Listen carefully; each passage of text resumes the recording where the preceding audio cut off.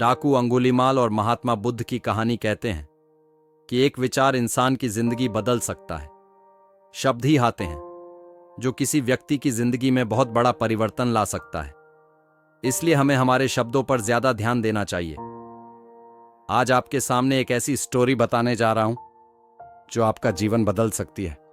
बस आपको उसे पूरा सुना। कहानी स्टोरी आपको बताएगी कि जीवन में एक सही गुरु का क्या महत्व होता है, और जब एक व्यक्ति के जीवन में एक सही मार्गदर्शक आता है तो हमारी जिंदगी कैसे परिवर्तित हो जाती है। तो आइए शुरुआत करते हैं आज की हिंदी मोटिवेशनल कहानी, मोटिवेशनल स्टोरी इन हिंदी। राजा बिंबिसार के राज्य में एक व्यक्ति को लोगों ने इतना परेशान किया कि वह इन सब से परेशान होकर जंगल में चला गया और उसने प्रण किया कि वह 1000 लोगों को मार डालेगा।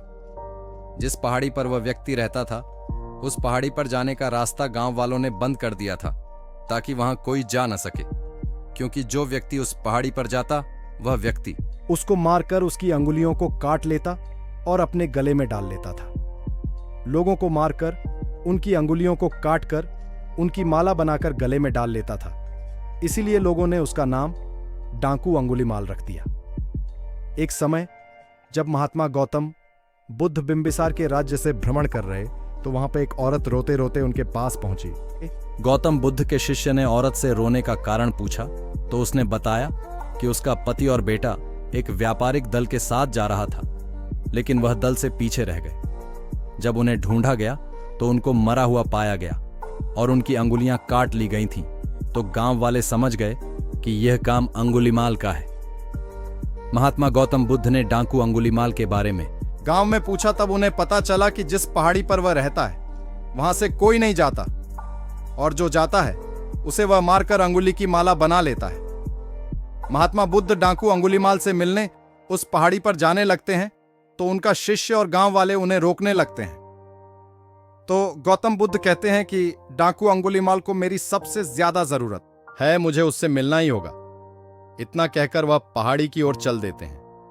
महात्मा गौतम बुद्ध अकेले ही डाकू अंगुलीमाल से मिलने चल देते हैं। पहाड़ी पर पहुंचते ही वहां पर उन्हें तलवार लिए डाकू अंगुलीमाल मिल जाता है। वह गौतम बुद्ध से कहता है कि हे सन्यासी, वहीं रुक जा, आगे मत बढ़ना, वरना मैं तुम्हें मार दूंगा। यह बात सुनकर भी महात्मा बुद्ध नहीं रुकते और डाकू अंगुलीमाल के पास जाकर उससे भिक्खू बोलते हैं। तो वह और भड़क जाता है और बोलता है कि तुम्हें अपने प्राणों का मोह नहीं है, मैं अभी तुम्हें मार दूंगा। गौतम बुद्ध उससे पूछते हैं कि तुम ऐसा क्यों करते हो, इन बेगुनाह लोगों को क्यों मारते हो? तो डाकू अंगुलीमाल बोलता है कि तुम्हें नहीं पता इन लोगों ने मेरे साथ क्या किया है। मेरा प्रण है कि मैं 1000 लोगों को मार दूंगा। गौतम बुद्ध उससे बोलते हैं कि तुम इस पेड़ की एक टहनी काटो। तो वह पेड़ की टहनी को काट देता है और गौतम बुद्ध की तरफ देखता है। फिर महात्मा बुद्ध बोलते हैं कि अब इस टहनी को वापस इस पेड़ से जोड़ दो और वैसा ही कर दो जैसा यह पहले था। तो डाकू अंगुलीमाल कहता है कि पागल हो क्या सन्यासी, ऐसा थोड़े ही हो सकता है।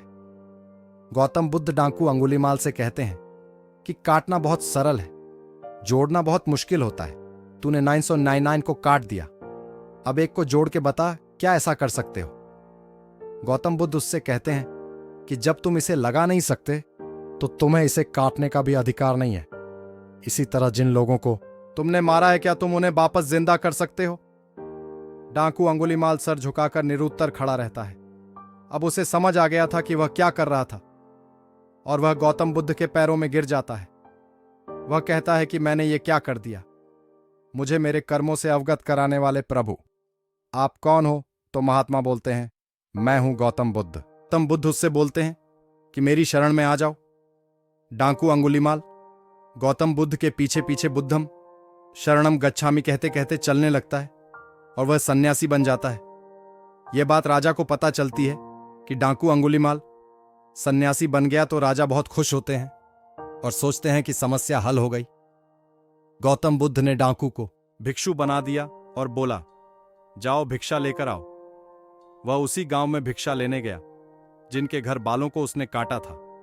उन लोगों ने उसे पत्थर मारे, बहुत पत्थर मारे, और वह लहूलुहान हो गया। वह लहूलुहानन गौतम बुद्ध के पास आता है तो बुद्ध पूछते हैं कि दर्द हो रहा होगा। तो वह कहता है कि यह दर्द तो शरीर को हो रहा है, आत्मा तो शुद्ध हो गई है।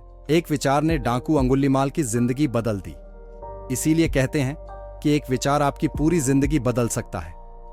जब एक डाकू सन्यासी बन सकता है तो एक व्यक्ति बिजनेस करके करोड़पति क्यों नहीं हो सकता? जरूर हो सकता है। बस आपको अपने विचारों को बदलने की जरूरत है। सीख, मॉरल ऑफ द स्टोरी। एक विचार, थॉट, आपके जीवन में भूचाल ला सकता है, आपकी दुनिया बदल सकता है। इसीलिए अपने विचारों पर ठीक से विचार करना चाहिए। एक छोटा सा विचार, थॉट, आपकी जिंदगी बदल सकता है। एक विचार ने डाकू अंगुलीमाल की जिंदगी बदल दी। इसीलिए कहते हैं कि एक विचार आपकी पूरी जिंदगी बदल सकता है। जब एक डाकू सन्यासी बन सकता है तो एक व्यक्ति बिजनेस करके करोड़पति क्यों नहीं हो सकता? जरूर हो सकता है। बस आपको अपने विचारों को बदलने की जरूरत है। अगर वीडियो अच्छी लगी हो तो लाइक एंड शेयर कर देना और चैनल को सब्सक्राइबर कर देना।